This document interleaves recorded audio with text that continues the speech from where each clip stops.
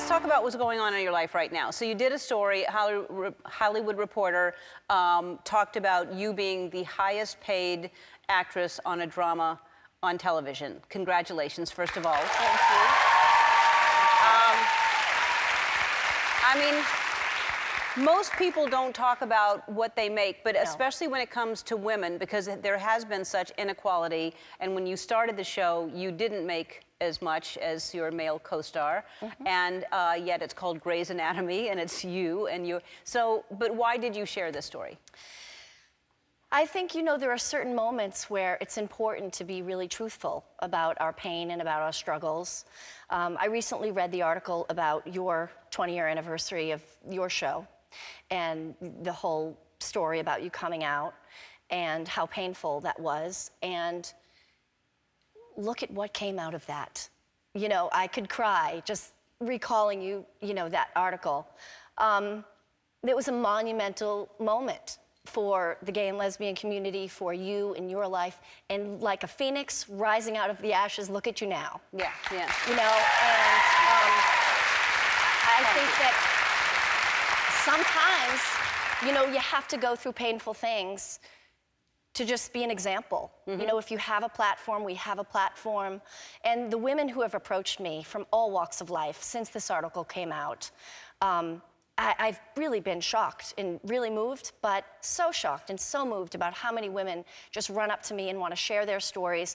Because I think as women, you know, sometimes we're afraid to ask, we're afraid to be vocal, we're taught not to be. They like us quiet, as we've seen from this administration. You know, so I think it's really important to encourage each other, encourage other women to stand up and be strong and know that we will be okay and we have each other's backs. Yeah, and I think that it's okay.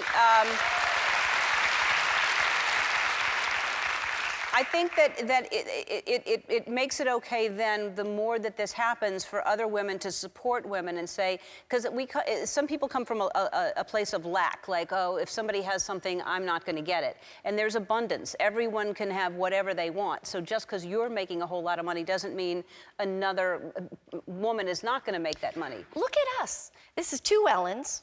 Yep. Both with TV shows. Yep. We're both doing great. Yeah. There's two seats at the table. Yeah. And that speaks to, you know, what you just said is so poignant because it's true. That speaks to civil rights and equal rights. And there's that notion, you know, this is a much broader conversation, but because you have means I don't get is a very deep-rooted thing where racism and sexism is based. Yes. And so it's important to talk about that and unearth that and just simply dispel it and say that is simply not true. And do you think that, so there's talk that these two co-stars of yours are not coming back, right? Yeah. Jessica and Sarah. Yeah, Jessica Capshaw, Sarah Drew. Now there's rumors that it's because they're using the excuse that they're paying you so much that there's not enough money to pay them to come back. That is absolutely not true. It's absolutely not true. I mean, I'm not involved in these kind of decisions. However, there's a few problems that you encounter doing a show for 14 seasons.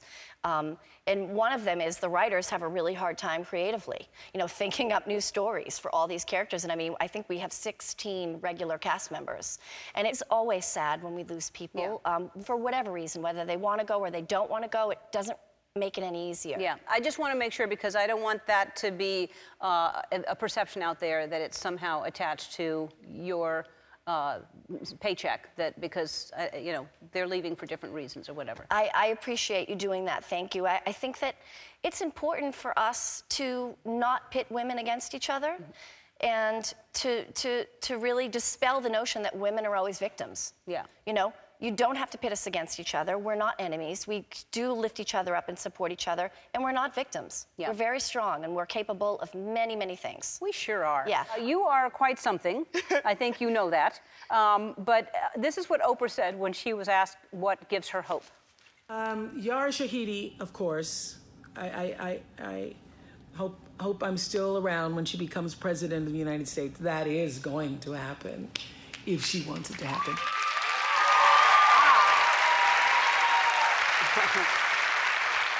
Is that something, I mean, would you go into politics? Would you want to be president? I want to be policy adjacent. So I think I don't want to be in the White House, but right next to it would be fun. What? But no, we want you in. That we're saying we need you in. This is my thought, though. I feel like there's so many ways to influence policy that is not theoretically in a political position. And so maybe think tank is kind of where I want to be. I get it. And I don't blame you for not wanting to be president. You're smart. That's what I thought you'd say. So you're on the cover of The Hollywood Reporter, and congratulations, you've got so much going on. You're 18 years old, you're in 2 series, Blackish and Grownish, which is your spinoff. And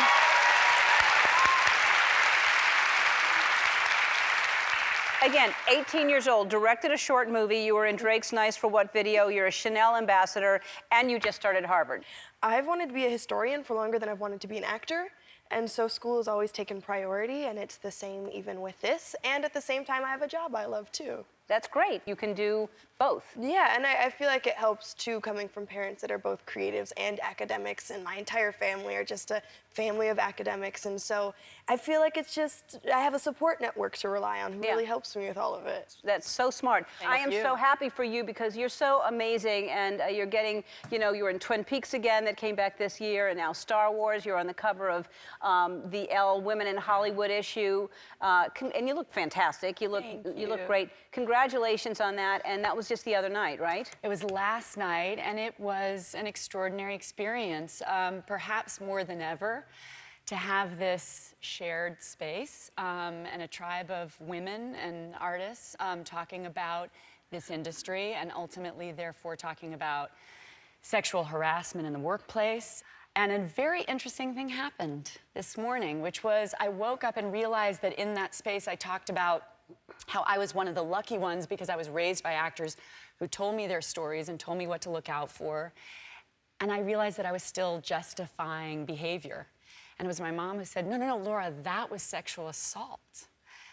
That was harassment, that was assault. No, you were 14 then, and you realize how, in our culture, how we have justified and therefore even condoned behavior as though it's the norm. Yeah. And I felt very moved by people being honest and direct. Reese was very honest, and it was really, you know, I want to say brave because it is brave to come out and talk about it, but it's so important and so necessary, and there should be nothing but truth coming out, and more women need to speak up, and there was no one there who didn't say they'd had the experience. The most exciting part of it is in moving forward, we talked about the forming of a commission, which Kathy Kennedy presented. So to have a place that you can feel safe, even anonymously, to reach out and say there's an abuse of power here and there's something is not okay. Yeah, it's long, long overdue, but at least it's happening now. So I'm so happy that it's finally happening. Politically, whatever you believe, I feel like it's a real moment of reckoning for women that we have sort of collectively carried this burden for so long, and it's time to share it. Yeah. And let it go. So, anyone who's had something happen to them, you just get so angry when someone doesn't believe you or say, why did you wait so long? Yes. It's because we're girls and we're taught not to say anything and go along with it. yes, we can do better for our kids and for the next generation, and we will, right? Yes. And to teach our kids to speak up. Yes. All right, so Fearless is about, we talked about it for a minute, but explain, so it's about people, helping them overcome experiences. Yes, so what Fearless really is about giving people confidence to take that next step in their life where they haven't been able to get. It's about having hard conversations, and I thought it was really a part of who I am because I want to build up self-esteem in people, regardless if it's on the exterior or the interior. And we got to talk to a single mom, a single father who's just looking for love, a young boy who wanted to come out to his family, and there was even a young girl who had self-esteem issues, and we gave her a fashion show. So there's just so many different experiences that a lot of people want to go through, but just don't know how to take that next step, and that's what Fearless is about. And it's done so well, and you're so good in it. I mean, you really are. You're just a natural on camera, and just because you are so real. And do you consider yourself fearless? Do you think you are? I think I am. I mean, with every step that I've taken in my career, I've been fearless. With love, I've been fearless. With my voice and activism and using my body to change an industry, I've been fearless. So yeah. And even though the news is cyclical, it's so depressing and all of it is so upsetting, there is a really beautiful moment happening with groups, with women coming together, finally women, holding each other's hands and saying, I don't care where you're from. I don't, getting rid of all of those marginalized feelings that we feel when we're in a minority group, that we can't, if we succeed, it's a zero-sum game, the person next to us. We all know now that there's power in numbers and there's power collectively. So it's so important for us all to just make each other aware of what your options are on voting day, to lend your hand to watch over somebody else's kids so they can go, to give somebody a ride to work if they have to wait longer hours. We all can just do more than we're doing, just a little bit more. I love that you've gotten so. Have you always been this political, or is it just what's going on now with the climate that we're in today, or have you always been? No, when Barack Obama got elected, I was like, this is great, America's amazing, we're not racist anymore. And then I was like, oh, whoopsie, and then I thought Hillary Clinton was gonna get elected. I'm like, good, now we're not sexist either. And that didn't happen, but what did happen was that women came together and had the most powerful movement that's gonna be in history books for the end of time, and because as a response to Donald Trump. So there is a silver lining to all of this, mayhem. And yes, I've always been politically active, but for me, personally, it felt like an emergency situation. And I feel like it's very important if you have a platform to use it to stick your neck out for people who don't. Yeah, I agree. Last weekend, our first guest made history by becoming the first Japanese Grand Slam champion to win at the U.S. Open. Please welcome Naomi Osaka. All right, first of all, congratulations. You are the champion, U.S. Open champ. How's that sound to you? It sounds really good. Sounds good? Something you dreamed of? Yeah, I'm sorry, but it's so weird, like you're a real person. Yeah. Yes. Yeah, usually I send a hologram in, but today I wanted to be here for you. So I watched the match. How many people saw the match with Serena that she's, okay. It was an incredible match, and you were playing so well. I mean, you deserved to win. You were amazing. And so did you think you had a chance of beating her at the finals? Well, I mean, I wouldn't play a match without thinking I had a chance. Yeah. Yeah, I mean, the back of my mind, I thought so. Yeah. We're in the White House, and when you're in the residence, there's so much bulletproof glass that sometimes you don't hear what's going on outside. And we were having dinner, and we were, listening. We knew that there was celebration happening, but we didn't realize that thousands of people were gathering in front of the White House at that time to celebrate. And my staff was calling me, and everybody was celebrating, and people were crying. And I thought, I want to be in that, Also, we had worked to make sure that the White House was lit up in the LGBT colors. So the lighthouse was. It was so beautiful. It was beautiful. So we had made that plan, and I was sitting and watching it on TV and realizing I'm living this. I said, I have to break out of this. I want to go outside, and I want to be a part of that celebration. So I had the bright idea, I'm going outside, okay? So I tried to find some partners.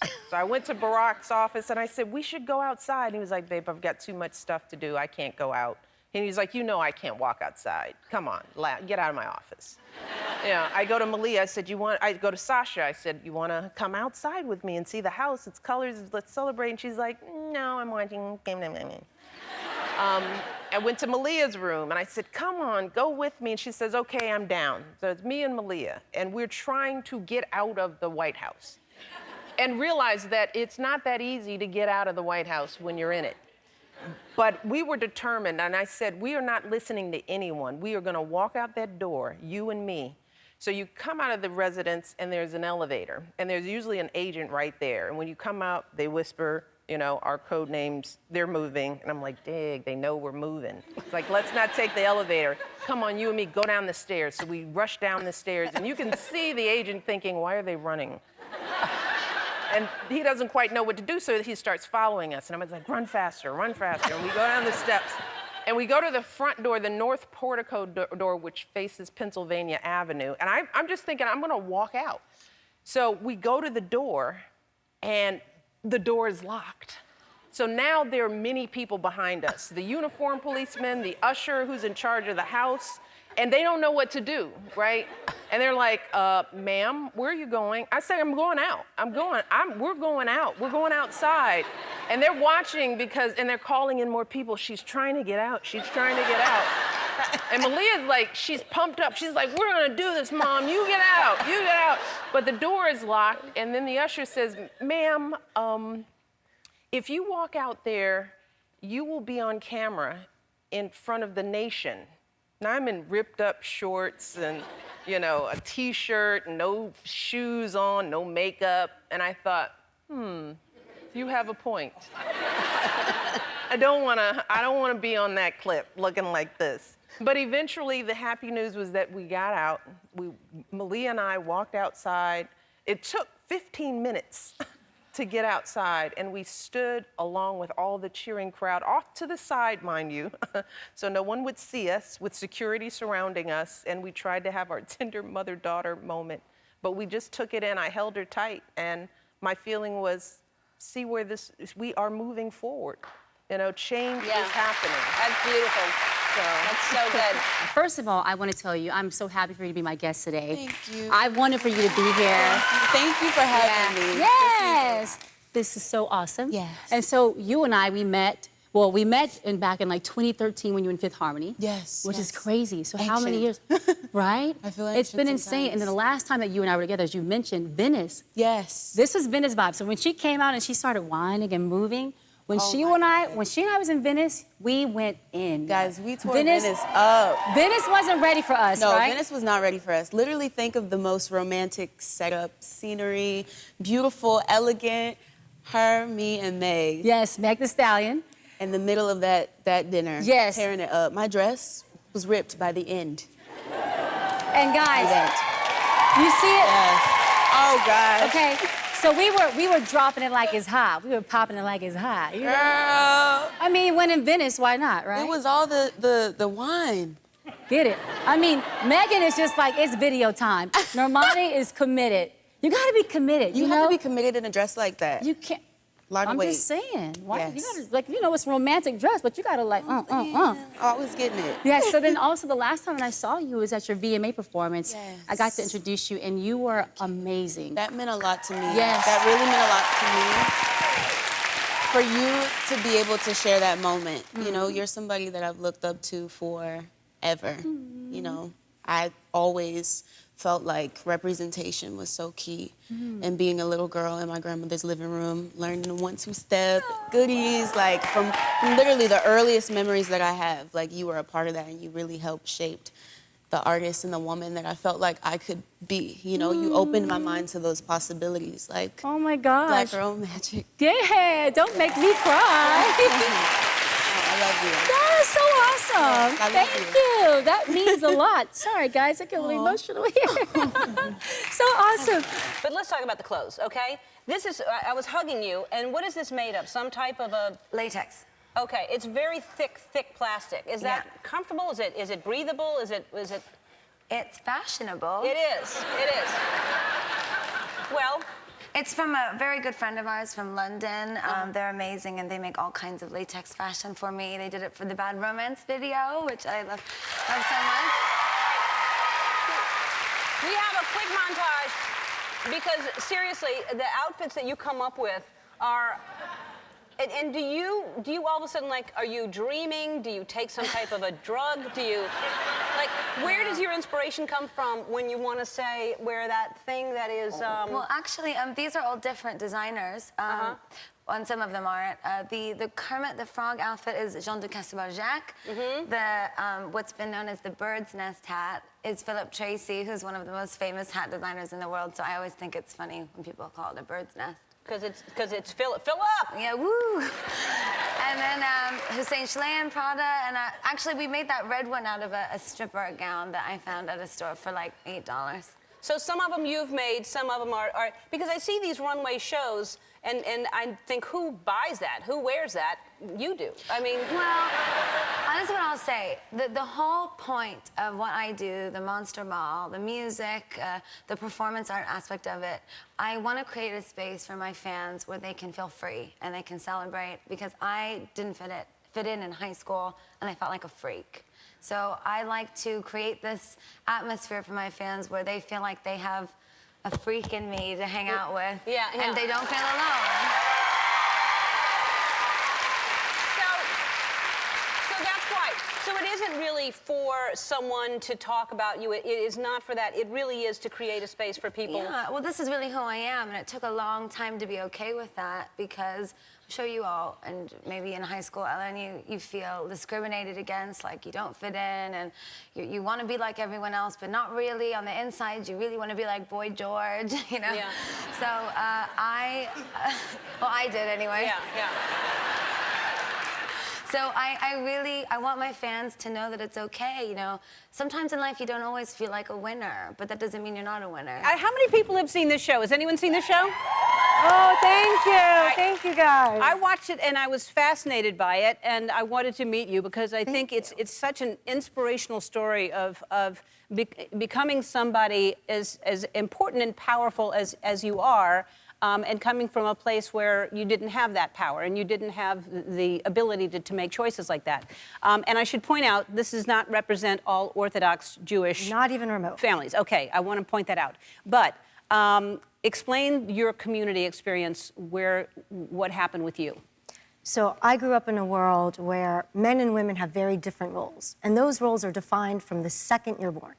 A woman's role is to be a wife and a mother, to help her husband achieve greatness, to raise sons who will become great, and have daughters who will, by proxy, achieve greatness through some man. And as you can tell, my personality is not a behind-the-scenes kind of personality. And, you know, you're not allowed to dance in front of men because a man might have bad thoughts. You're not allowed to sing in front of men because a man might have bad thoughts. You can't wear pants because a man might have bad thoughts. So basically, your life is governed by these modesty laws so that men should never have to control themselves. Wow. Men have bad thoughts when women wear pants? Shocking. That's crazy. I hadn't had that experience. You know, honestly, I never even... And you were married to a man that you didn't choose. I met him for a very short time before my wedding, a few hours, honestly. He's a lovely person. I think he's as much of a victim as the system as I was. And there are fundamentalist laws that need to go. Yeah, well, fundamentalism in any extreme is not good. That's it. Any extreme. Exactly. Yeah, I mean, exactly. So you were not allowed to watch TV, and yet you watched this show? Wait, yeah, I have to tell you this story. So I had to sign a piece of paper before my kids were allowed into school stating that I didn't have a television or, you know, a computer, internet in my home. Your kids wouldn't be allowed into school without that. I lied. And the first show that I watched was I was like 8 years before I left, I started preparing for my escape. And the first show that I watched was Sex and the City. That's quite a show. That was quite a show. I literally mind blown. And then I came across your show. And here you were, this incredibly powerful, brilliant woman sharing her truth with the world. And I literally was awestruck. Awestruck. It gave me, oh gosh, I'm gonna get emotional now. It gave me courage, and it gave me so much strength to see that there is a world where women don't have to be behind the scenes, where they don't have to be demure or quiet, where they're not told that clothing is there to cover or conceal. And you gave me so much courage. Wow, I'm so happy I could do that, because look at you now. I was really impressed by you, because now you are the founder and CEO of, explain what you do now, because you started designing shoes. So when I left my community, I first started off designing shoes. Honestly, I'm 5 feet tall. I have a size 4 shoe. And I've loved fashion my entire life, so that seemed very natural to me. But through all the things I've done, and especially what I'm doing now with Elite World Group, what we're doing is, when I came on board, the only reason I decided to take over the company and become CEO is I realized that today, the talent, they're the media, right? You have the voice, you have the audience. And so that's this massive shift in the power dynamic. It's not about women standing and waiting in line for some guy to choose them. It's about taking their destiny in their own hands, utilizing not just what they look like, but who they are, what they believe in, what makes them extraordinary and unique, showing that directly to the world and utilizing that to build themselves into brands and careers. That's freedom. Yep. And that's why I do what I do every day. You really are so impressive and so inspirational, and I am so happy to have you here. I watched the documentary, I have read your book, and if you haven't, you must read this. It's quite a story. So you were shot in the face at 15 years old, and you have no anger towards the man who shot you. How is that possible? I think they made a big mistake. Because I was fighting for the right of education right from the beginning when the Taliban stopped girls from going to school. But I had this little bit of fear that what would happen to me, how would I feel if someone attacks me. But after that incident, when I was attacked, that fear just went away. And as I said in my speech at the United Nations, that my weakness, my fear, and my hopelessness died on that day. And I became stronger than before. And now I strongly believe that nothing can stop me in this mission, in this campaign of education, to say that girls deserve the right to go to school. And it's the love of people as well that has encouraged me and helped me not to think about what I have went through in my life. So when I see people praying for me, taking care of me, and sending cards and letters every day, it makes me stronger. It makes me strong every day, and I feel that whatever happened to me, I should now forget about it and continue my life with more courage and more work.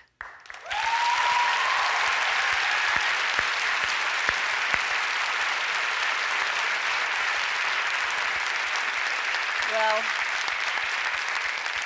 I am so glad that you came out of that experience as this person. We are lucky to have you in the world because you're making such a difference.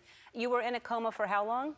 At least a week. But, and then it took you a long time to learn how to Yes. speak and walk and everything again. Then my parents came, and the doctors, they would bring the cards that I had received, and I just could not believe it. It was astonishing that I'm going through this difficult situation, but there's so much love out there that is helping me to forget about all the pain that I'm going through. Yeah, there was a lot of love, a lot of people, and it really did raise awareness in a way that never had happened before. Your parents are in the audience right now, and I know that your dad empowered you tremendously. How did he do that?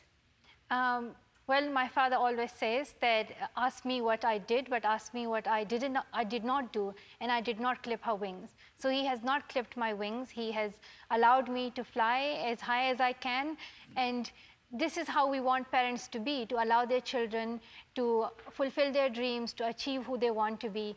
It's not that girls don't have the skill or don't have the talent to do something in their life. It's that they are stopped in society. So my father did not do that. He did not stop me, and I'm really thankful to him. Also to my mother for giving me the strength and this courage to go forward. A little bit to my brothers, a little bit. A little bit.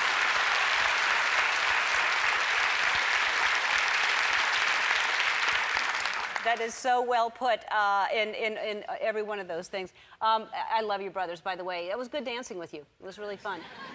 So you won the Nobel Peace Prize, and how did you find out you won? So I was in my chemistry lesson in school and just studying about atoms and those things. And suddenly my teacher came and she surprised me, said that you have won the Nobel Peace Prize. And I said, okay. And then I said, I want to finish my school. And because I'm standing up for education, and I have been given this award because I'm fighting for children's rights to go to school. So I deserve this right to study today in school, finish my school day, and then I'll go and have press interviews and stuff. So I finished that day. Instead of going to talk to the press, you finish your school day. Yes. You just decide, well, that's why you are who you are. And so you're big. I think that what's important here is that we take it for granted here that girls go to school and that we are able to be educated. But I think that is really important for young girls here to understand that that's not easy, that women and children are not treated the same way in other countries. Well, I see children having this quality education, having all the facilities, classrooms, science labs, but unfortunately around this world there are countries where children do not even have desks to sit, and they do not even have chairs. Some do not even have teachers in their schools, and some do not even have schools at all. And I really think that education helps you to get an identity. It helps you to know about your basic human rights. It helps you to discover about yourself, about your talents, about your skills, and how you can help your community and your society. So I did not want to be deprived of that opportunity myself, and I want this for every child, that no child should be deprived of the basic human right of education.